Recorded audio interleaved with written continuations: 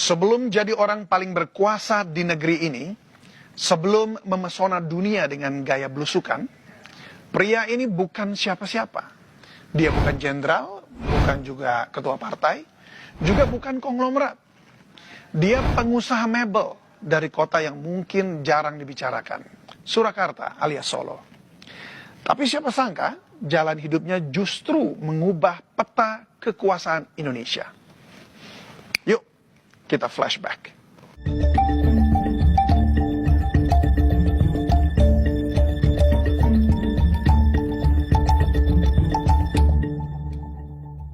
Ya, nama lengkapnya Joko Widodo. Lahir di Surakarta 21 Juni 1961. Ayahnya seorang tukang kayu dan masa kecilnya berat. Tempat tinggalnya pernah digusur, berkali-kali pindah rumah. Namun semua pengalaman hidupnya itu kelak jadi DNA politiknya. Politik wong cilik.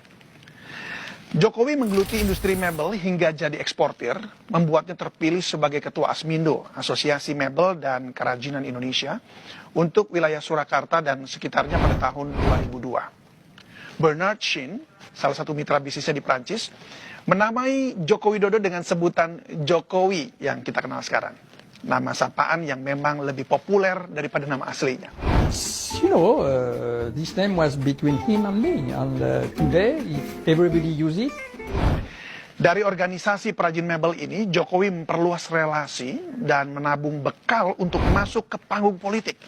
Sebuah dunia yang tentunya lebih rumit dari kayu jati.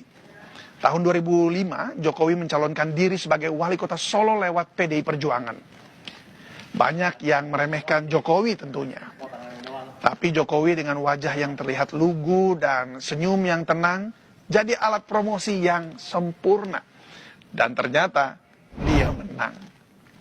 Ya mungkin karena rakyat sudah bosan ya dengan gaya politisi lama gitu. Ketika jadi wali kota Solo, gaya kepemimpinannya memang beda. Sering nongol di pasar, kemudian dia belusukan, menyapa langsung warga Solo yang ia jumpai. Dan saat itulah dimulai apa yang disebut dengan era pencitraan progresif. Gayanya membuat dibicarakan oleh banyak orang. Baju putih, celana bahan, murah senyum, dan diikuti kamera yang selalu siap merekam. Di balik pencitraan, wali kota Jokowi juga dikenal sebagai pengambil keputusan yang dinilai sangat pro rakyat. Salah satunya saat memindahkan ratusan PKL di Banjarsari. Nah, para PKL ini diajak berdialog sambil makan. Bukan cuma sekali, ternyata lebih dari 50 kali. Dan Jokowi berhasil memindahkan PKL tanpa kerusuhan, tanpa Satpol PP. Bahkan ia juga kerap mengadakan festival budaya yang mengangkat kota Solo sebagai the spirit of Java. Nah, gaya Jokowi ini ternyata memesona warga Solo, sehingga ia terpilih sebagai wali kota selama 2 periode. Di akhir jabatan periode kedua wali kota Solo, Jokowi bikin gebrakan lagi. Ia mengandangkan mobil dinas yang mewah dan menggantinya dengan mobil SMK, karya anak-anak SMK Negeri 2 Surakarta. Pencitraan dengan memakai pakaian sederhana semakin terdongkrak dengan adanya mobil SMK. Mobil yang disebut-sebut sebagai mobil nasional karya anak bangsa. Meskipun belakangan ini nasib mobil SMK tidak semulus karir Jokowi. Baru 2 tahun menjadi wali kota Solo periode kedua, Jokowi dipilih PDIP untuk maju di Pilkada DKI Jakarta 2012. Putra daerah ini berpasangan dengan Basuki Cahayapurnama atau yang kita kenal Ahok, melawan petahana Fauzi Bowo alias Foke. Jakarta akan bangkit, akan jadi kebanggaan kita semua. Itu yang kita harapkan.